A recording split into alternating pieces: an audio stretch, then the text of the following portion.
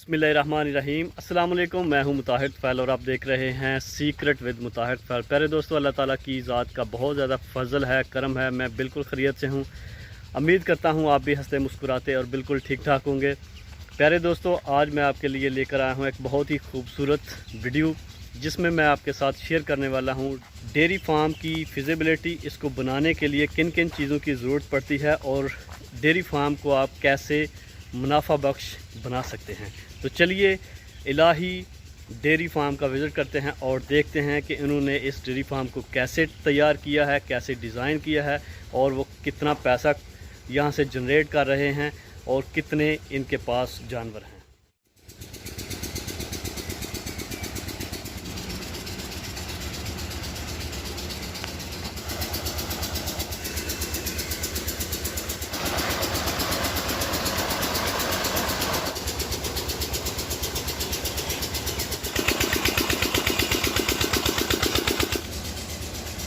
प्यारे दोस्तों, आज की वीडियो है हमारी डेयरी फार्म के मतलब। जिन दोस्तों ने मेरे चैनल को अभी तक सब्सक्राइब नहीं किया, उनसे रिक्वेस्ट है कि पहले चैनल को सब्सक्राइब कर लें।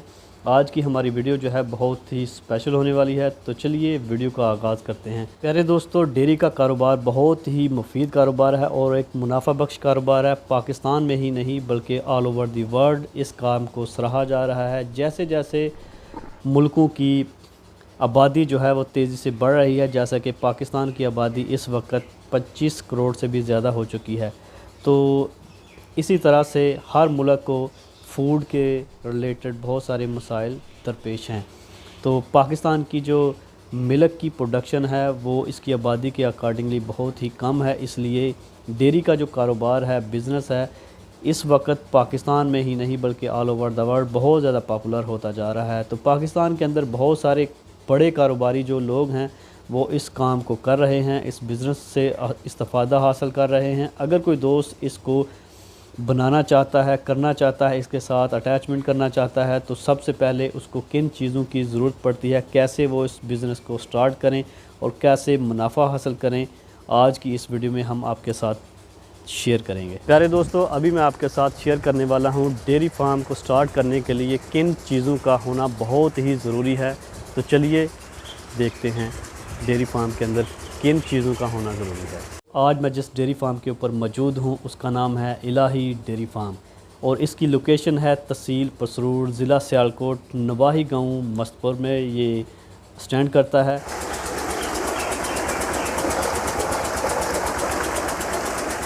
डेयरी फार्म के अंदर जो सबसे बड़ी और पहली चीज़ है और बहुत ही ज़रूरी एलिमेंट है वो है पानी का इंतज़ाम होना बहुत ही ज़रूरी है। प्यारे दोस्तों, दूसरे नंबर पे आती है खुरली, जिसके अंदर हमने जानवरों को चारा डालना है। इसका मज़बूत होना और पक्का होना बहुत ही ज़रूरी है, क्योंकि सफाई सुथराई निसफ़ ईमान है। जिस तरह इंसान जो है इसको सफाई सुथराई का ख्याल होता है, जानवर भी बहुत ज़्यादा सफाई पसंद होते हैं। तो अगर इनकी खुराक के अंदर किरक वगैरह या मिट्टी वगैरह डल जाएगी तो वो परेशान होंगे, पेट भर के खाना नहीं खा सकेंगे और अगर पेट भर के खाना नहीं खाएंगे तो वो दूध कैसे देंगे। प्यारे दोस्तों, डेयरी फार्म के अंदर आपके पास वाशरूम वगैरह होना चाहिए। अगर कोई विज़िटर आ जाता है तो वो वहाँ पे जाके वाशरूम को यूज़ कर सके। इसके अलावा आपको टोके की ज़रूरत पड़ती है, बिल्डिंग की ज़रूरत पड़ती है, आपको स्टोरेज के लिए कमरों की ज़रूरत पड़ती है। तो इलाही साहब जो हैं इन्होंने अल्हम्दुलिल्लाह इस बिल्डिंग को बहुत ही ज़बरदस्त तरीके से मैनेज किया हुआ है। इस एरिए में जो उनके मुलाजिम हैं वो रहते हैं। ये जो है सामने बाइक वाला कमरा, वहाँ पे टीवी है, उसके साथ वाईफाई का इंतज़ाम किया गया है। उसके अलावा यहाँ पे रेस्ट रूम है। तो उसके अलावा ये जो एरिया है यहाँ पे जानवरों के लिए खुराक सेव की गई है। तो बहुत सारी ऐसी चीज़ें हैं जो बताना आपको बहुत ज़रूरी है। तो जब भी आप डेयरी फार्म स्टार्ट करें तो उसके लिए आपके पास बिल्डिंग होना बहुत ज़रूरी है, पानी का इंतज़ाम होना बहुत ज़रूरी है, चारे वाली मशीन जो है इसका प्रॉपर इंस्टॉल होना बहुत ज़रूरी है। कुछ एरिया में, कुछ इलाकों में, कुछ डेयरी फार्म के ऊपर हमने देखा है कि जो चारे वाली मशीन होती है वो पीटर के साथ अटैच होती है, लेकिन यहाँ पे उन्होंने बिजली के साथ इसका कनेक्शन किया हुआ है। तो आपके पास जानवरों को फैसिलिटेट करने के लिए, खुराक देने के लिए तमाम चीज़ों का होना बहुत ज़रूरी है। ये बछड़े जो हैं उनके लिए इलाही साहब ने अलहदा से एक छोटा सा खुरला बनाया हुआ है, तो यहाँ पे इनको बांधते हैं, वो रेस्ट कर रहे हैं।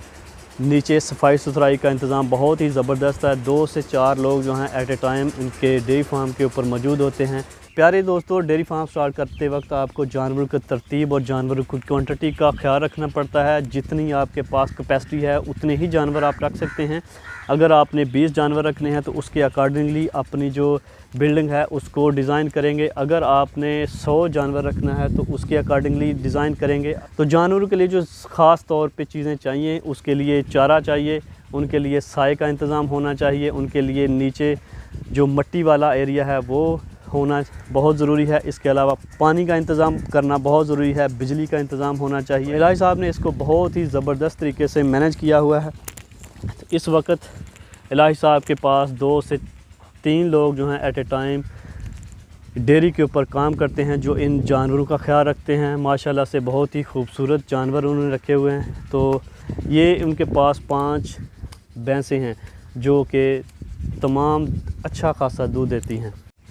जानवरों की मिल्किंग करने के लिए एक्सपर्ट बंदे का होना बहुत ही ज़रूरी है। उसकी वजह यह है कि जो जानवर हैं वो अगर एक्सपर्ट बंदा नहीं है तो वो दूध उसके नीचे ही छोड़ देता है। तो कुछ इलाके में, कुछ डेयरी फार्म के ऊपर लोगों ने मशीनरी का इस्तेमाल किया हुआ है। तो अभी जो डेयरी फार्म है, इलाही डेयरी फार्म, ये अभी नया स्टार्ट किया गया है। तो इसके ऊपर इस वक्त मशीनरी का इस्तेमाल नहीं किया गया। मैनुअल सिस्टम के ज़रिए भैंसें जो हैं उनसे दूध लिया जाता है।